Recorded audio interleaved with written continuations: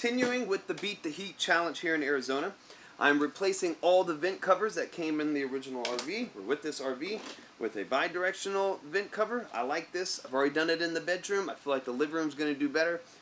Will also do just as well. Same good results anyway. All I have to do, or all I've already done, was remove this. Just took the screws, well, remove the caps. And you know, as difficult as it is here, you could pull them out of the ceiling, which would pull the screws right out. The screws are not holding on to anything but 1/8 inch wood. You're not damaging anything. But took the cap off. I'll take these 4 screws out. I'll use 3 of the screws to go in here. Stick this thing up there, and I'm good to go. I will have to cut a bigger hole because this placement, this I think it's 1.5 inches, is just a little bit wider than the original caps. Easy job, easy finish. So before I put this mount on, the diameter of the new vents are just a little bit bigger, so I'm actually going to cut away some of the foam and circle them just to make it the hole in the track even with the hole in the ceiling. Looks good. Now I can put the ducting tape on there. And I'm going to tape right here on the edge to the top of the foam of the track system here. I could just put the plate in and tape from the plate to here if I wanted to as well. This turning, or this piece right here, I can use this to turn the direction. If I put the tape on there, it'll rub on the tape, so I'd rather not have any loose pieces. So I'll tape this up, and then I'll put the mount and screw that in.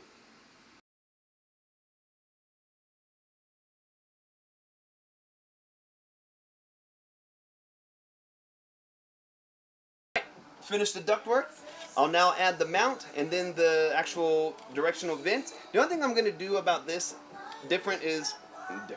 I'm going to take out this filter. I don't need one. I already have one in the main part of the AC.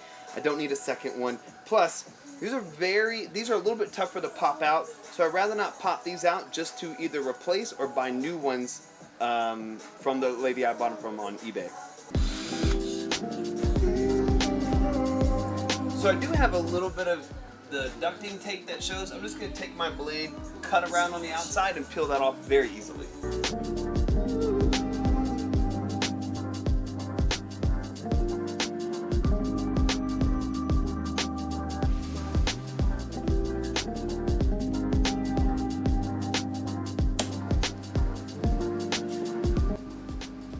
That is great.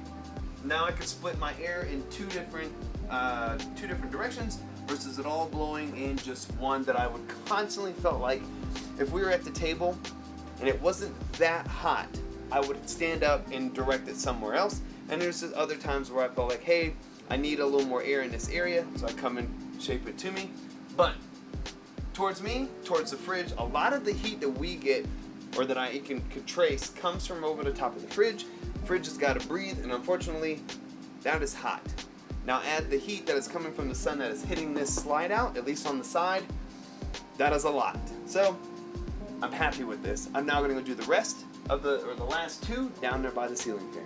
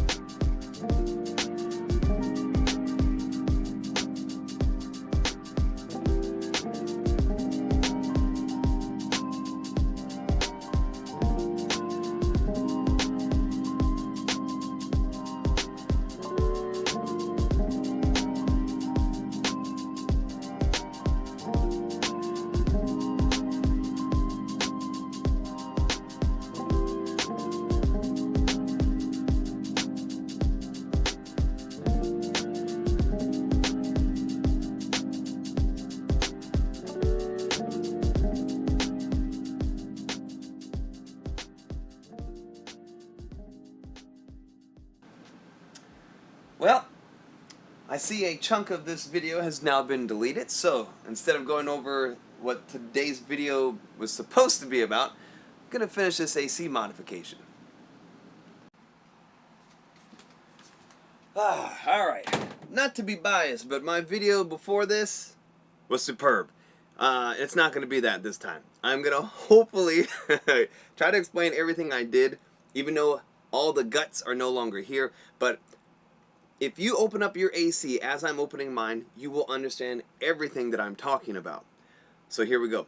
First things first, I'm going to take out these vents. I'm going to move the camera so you can see everything I'm doing. So in order to get this off so you can see the guts of your AC, fingers here, fingernails or a screwdriver or a flathead screwdriver or butter knife gets this off. I will then vacuum this, all the dust off this. I like these. This is what it came with. You can buy the thicker ones, but in my opinion, the thicker ones means that AC, which is in the size of a home AC, has to work a little bit harder to pull the air through here. I will gladly take this down, vacuum it maybe every 2 weeks for the season, and then I'll go buy new ones. Haven't been sick. I don't think me and Ariel have been sick since we bought the RV, or bought an RV. Take this one down. I'm going to vacuum them off camera. I'm going to take the screws. There's 4 screws here. There's my screws. This is down.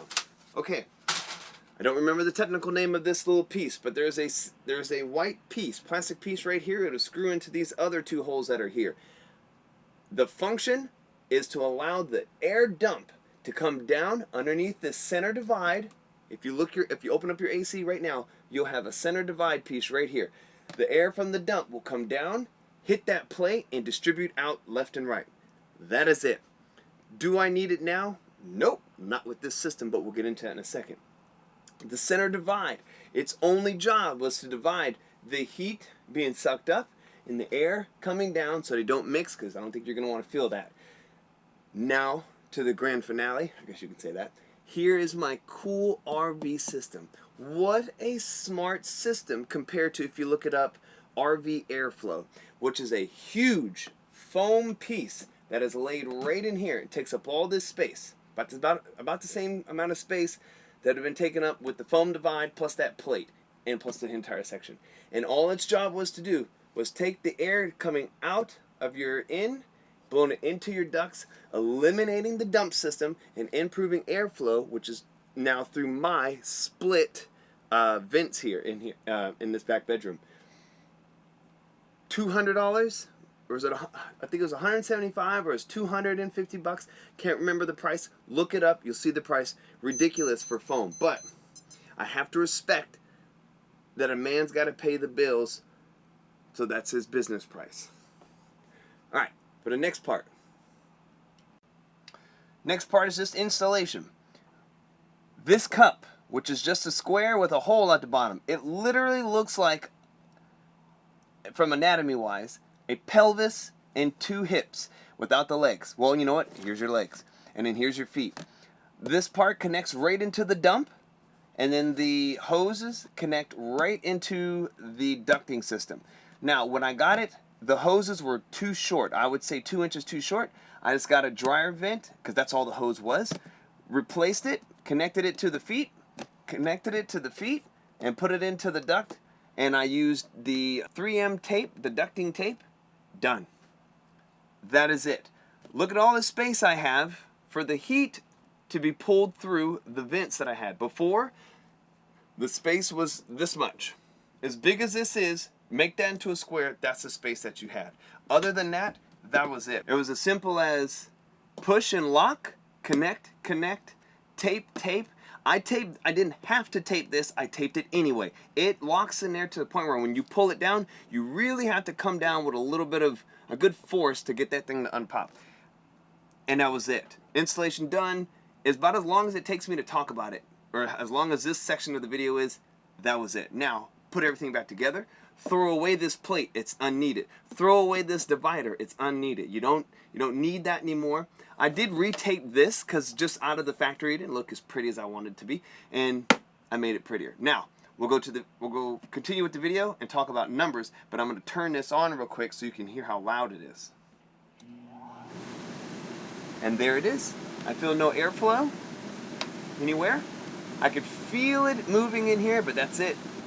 The air from here blows through the ducts into the vents here. Now these two, I closed them. I did not need them because the air out of just this one blows so hard, I can feel it against the wall over here and my pillow. And the other side just blows against the closet. Same thing here, but I actually aimed it differently. Because of the way the air track flows in this circle, the air does not split that well side to side in this direction, but it does it great here. So this air actually travels towards Ariel, who sleeps just right here, and then it just hits this back wall, which this wall here, we would feel heat on this wall more, mainly because of the window and also on past experiences where we parked just where the sun would rise and set. The living room setup is the exact same way. The only difference is sound. It's not as loud in there, but that's because of the AC in relation to the size of the room versus the size of this bedroom. A little bit louder in here, but the white noise is perfect for sleeping. Can't complain. Now, we'll talk about numbers and how everything has worked out since we've installed it. The AC modifications are done. Heat shall not pass. KoolRV is perfect. These split vents are perfect. Now, I know there's a lot of other channels. They buy the tools to give you good numbers. They measure the wind speed and the temperatures. I don't want to buy all that. I'm just going to tell you how I feel. And that's cool during these hot summer days, right? So even while we're cooking, before the modification, we got about 3 to 4 degrees hotter in the camper in midday, especially for me and Ariel meal prepped, which could be a 2 to 3 hour event. But after installing this, we went from, I would say 81 to 82, you know what? 85 was the hottest I saw, but that's 11 degrees outside. Now we're in the high 90s. Even with me going in and out, if I cut this, I don't want to say I cut it off because I'm not going to experiment like that, but it would get about 82 in here, walking in and out. If I shut the door and never walked out, now this is before the modification, I could stay at about 78, 79 on a high 90 day. Since KoolRV, since splitting the vents, 77, maybe 78 would be my high, even going in and out. But I've dropped it even more because I went to Lowe's. I think this was from Lowe's. This was from Home Depot. I went to Lowe's and I got a heat control window film, or just basically tinting the windows. I'd swear I dropped another temperature. My average, 76, 77, walking in and out. I dropped it down again, maybe 2 degrees. Just got the bubble wrap from Home Depot. I think the big one's $50. I know it's a lot for just for some window covering, but to me, this looks a lot better than when I see tinfoil in the windows. To me, it's a little too trashy, too bachelor pad set up with low standards as far as image. But with those two, 76, 75, with KoolRV, no, take that back. 76, 75 would be my average temperature then, walking in and out. KoolRV, I could sit at 74 now, on average. If I set it at 72, maybe 73, the camper is 74, especially the back bedroom. The bedroom will actually sit at 72. But I would blow air with our Dyson fan down the hallway to help cool it, get the temperature down here as well. Now, did the AC, or do the AC still run all day? Yes. No matter what modification you make, they are going to keep running all day. They might shut off for a second or two and cut right back on. But I'm not worried about it because I can barely hear it. Now, the back bedroom is a little bit louder, but there's a smaller space that AC is working in, so not a problem. But I'll admit, that 100-degree temperature, that scared me, so we added something. That 100+ degree temperature. I'm pretty sure me and Ariel are going to experience that again. So, we took the skylight out and we installed a manual dump AC unit, this is a Coleman Mach 15. I love the addition. The cold air from the loft bleeds this way, bleeds into the hallway, and especially the heat coming from that door is it's a lot of heat, but we also put a cover on there as well. This was Ariel approved. I cut a hole in the loft wall, see if I can point to it, there we go, and I ran that hole into the living room. I used just a little, not sure what the product's name is, right here. Now that's the second one. There's another one that is just this, about that big, right behind the counter. You cannot see it. The only reason I attached the second one, which I can easily pull off if me and Ariel decide, hey, it's getting a little bachelor pad in here, I can take that off and the air still comes through. Now, even though that little vent is blowing, is allowing some of the air to pass through the wall, I could stand about right here and I would still be able to feel that air hitting me. And I can, and it is nice. Now, where's our temperatures at now with 3 AC units? 72 degrees. And we are set to, oh yeah, we're set to 70. Okay, it's set on 72. It takes a while for the screen to kind of catch up to me. Now, can I complain about a third AC? Yes, in the fact that the camper weighs now 89 pounds more. There's not a complaint there. Look, I'm so happy for this AC unit. I'm happy for the temperatures in the camper. Bring on Texas heat. Bring on Arizona heat. Bring on maybe Mississippi, Louisiana, Florida when we go back to another Florida contract. I'll be happy with it. I'm enjoying it. It is perfect. Now, I really feel like I could take all the covers off if I wanted to, just so we can let all the light in here. Let that heat try and come in here. I think the tint on the windows would hold up enough, and I know it would stay cool enough in the RV, enough where I don't need those anymore. But I still like them. I still want to be as cool as possible, so I'll keep them up, and I'll probably still pop a couple of them off every now and then if me and Ariel just want some light in the camper, especially if we have a view like we have here with the mountains and so on in the distance. But that's it. Comment below if you have any questions. I'll reply to you as soon as I can. Like, click, subscribe. Thanks for watching our AC modification. If you feel like you need it, do it. If you don't have the funds to buy a third AC unit, I'm telling you, this will go a long way. Thanks for watching.